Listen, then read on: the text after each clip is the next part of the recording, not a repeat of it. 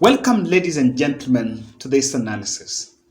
Today, I want us to look at something in politics that remains a very passive, and that is campaign financing.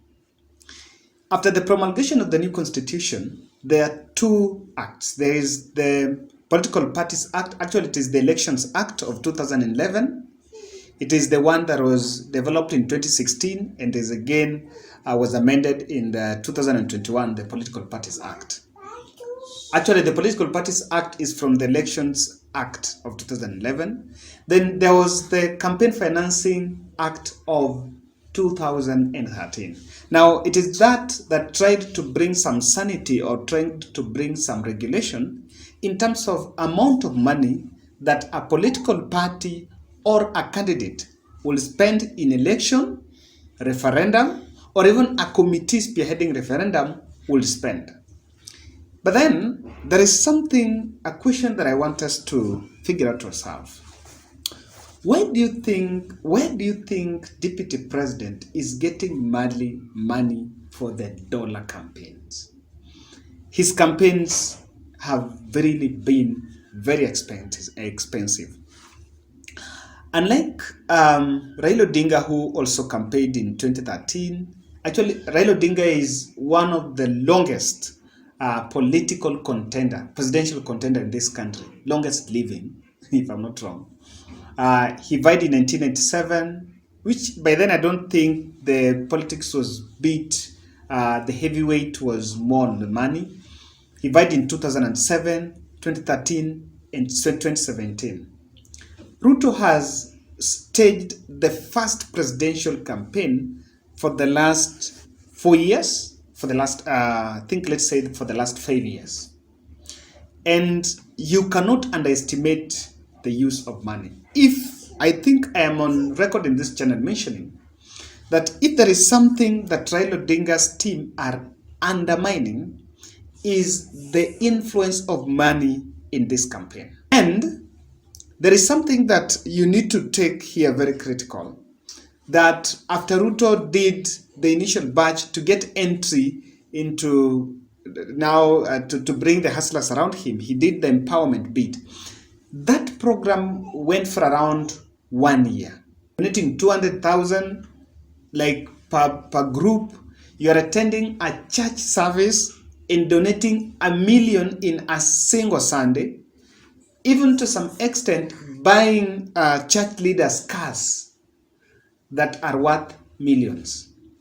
If you sit down and calculate amount of money that have gone into this campaign, the truth of the matter is that there is just a lot. Someone might ask me, why am I not saying about the Raila team? After the 2017 general election, the handshake birthed the BBI. Then I want to believe that the BBI was funded deeply around from the state.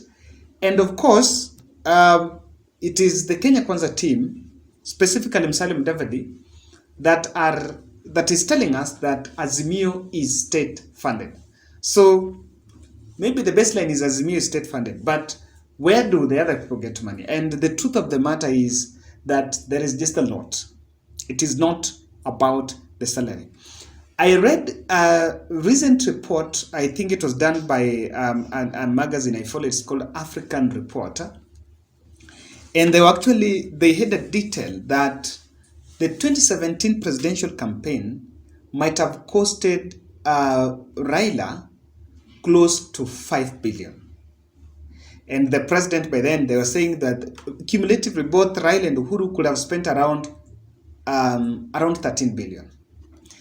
And by that time, it is just the 5 months to general election and just bit of that. Someone might be asking, so where is this money? How is this money spent? This money is spent. I am attracted by these two latest developments. The UDA party acquired a new office, EduLink. It's along Gong Road. I think past, it is the building from Prestige, from town, Racecourse, then around Adams, past Adams. Yes, Kombelia Adams. The building is just around that place. And I used to work around there, and I know a guy who just have a very small office, huh? I think very small room, and he pays around 40,000. So an office that has like when I read that report, I think in the Star is that it has first floor, second floor, third floor, and fourth floor. That might go to around 300,000 or 400,000 per month. He acquired this office. This office was acquired last month in March. So you cannot say that maybe it was a party that party facilitated through the nomination fees and all this money that party collected. I want to believe that this is something that was done strategically. Now, also recently, Nick Ruto shared some choppers in his Twitter page. I think that was the day. That is the day. Yes, that is the day Ruto during the NDC. During the NDC, you remember Nick Ruto, William Ruto's son, did not attend, and in his Twitter page later in the night, he shared some tweets of choppers. I think there were like 3 choppers, and there were also reports that Ruto has choppers in Wilson Airport. So when it comes to elections, it's a lot of it. There is a lot that comes into play. The media is very expensive, communication bits, logistics. By the way, just to hire chopper once, you can spend close to 50,000. So, what do you think? Ladies and gentlemen, kindly, if you're watching this video and you haven't subscribed, take a second and subscribe. Click the notification bell so that when we publish a video, you will be notified. Now, I want us to look at quickly just hypothesis. Things I places I might feel. I think DP Ruto has businessman funding. I was talking to a friend and I was asking, so if Mount Kenya business community, those millionaires are supporting Raila, do you think that all of them are with Raila Odinga? There is a more likelihood that there is also another team, another mafia that might be supporting William Ruto. But of course, they've decided to be behind the scenes. Now, where do Jim Wanjigi fall? Because Jim Wanjigi is not in that group of Mount Kenya Foundation, of that Mount Kenya billionaires.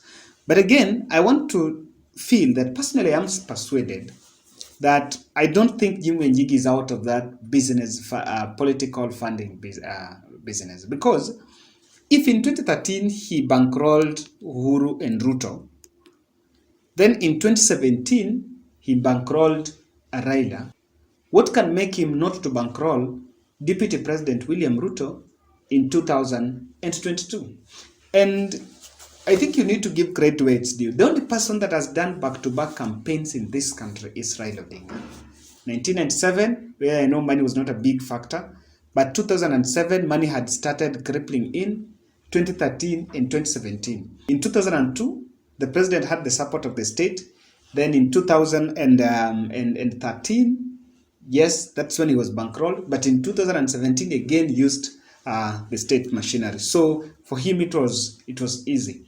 So, and again on Raila Odinga's side, I think we've already been told that he's getting support from government. So I want to believe that some people within the business circle, or even from Mount Kenya, like Jim Wanjigi, Susan Kehika's husband, Sam Buru, this could be some faces behind William Ruto's political funding.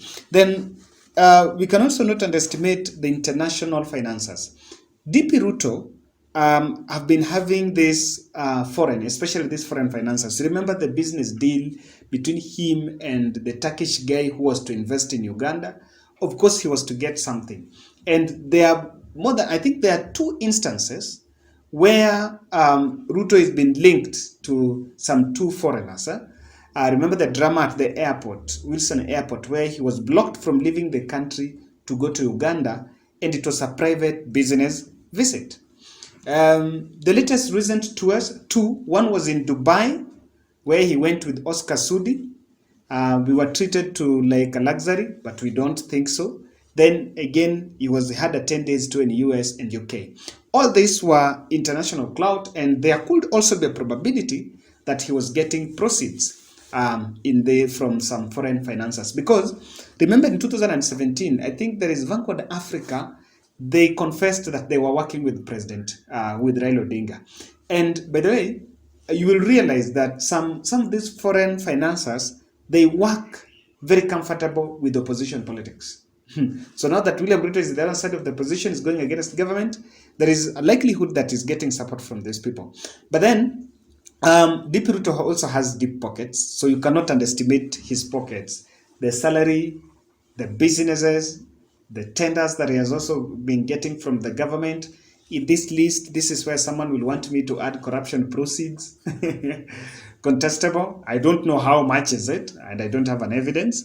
I remember the proceeds of these scandals that have been in government, and all this is here. At some point, this can help oil his campaign. The truth is, William Ruto's campaigns are massively oiled, and it's a dollar campaign. It's multi-billion-dollar campaign. In fact, someone was telling me that the reason why Ruto's 2022 campaign is a do or die is because there is a likelihood that if he loses this election, in 2027, he might not have that big financial muscle to win an election, because unlike in 2027 rather, because in 2022 he already has some government machinery. He also have some few tenders he's still getting here and there, and he's getting the support. He's getting some support from government by the virtue of being a deputy president. So if he'll be seeking this seat in 2027 when he's out of government, if Raila wins, then it will be very difficult for him. But lastly, there are also government insiders. We once analyzed, and someone was asking, can you go to different ministries and you will realize that in 2017 things were a bit different, but in 2013 they had share. And of course, that's when a lot of corruption was witnessed. So he also has his people whom he planted in government. And there's normally lobbying. There's some positions that if someone got it, he or she got that position because of deputy president lobbying. So this lobbying also provides some very good grounds. When it does fundraise, these people normally fundraise for them and they find a way. In fact, tenders, when you are to get tender from government, and you know William Ruto can always influence, or he was in a position to influence, and let me put this, to be fair enough, in the prefix of 2013 to 2017. So there are people who are in this government and they also want to ensure their interests in the next government. What they do is they must tread very careful. They support both Azimio and support William Ruto. And through this, William Ruto gets to oil his campaigns. And this is more likely. In fact, there is a regulation from IBC that is saying that in your campaign kitty, all that money that you used to use to campaign, no single source, not one person should contribute more than 20%, even if it is your own money. But of course, the MPs have found a way of making sure that they play around with this law, and it has been amended. So IBC now is a bit hands-off campaign financing. And very importantly, you can also tell us, what do you think about this multi-dollar campaign? And the truth of the matter is, William Ruto is very organized. When it comes to this campaign, even if you look at these NDCs, remember the UDA NDC and ANC NDC, some of those NDCs were funded by William Ruto. And someone was asking, lastly, if indeed some billions were splashed to get Musalia Mudavadi, how much can be splashed to compromise Wafula Chebukati? If in any case, there is a loophole. If there is a place money should be used, how much do you think can be used? And that is why I insist that Raila Odinga's campaign team must never underestimate the use of money. I think for the first time, they'll also have to plant this. But of course, other aspirants in other places. Where I'm born, it's called Gonya. Tuonane baadaye.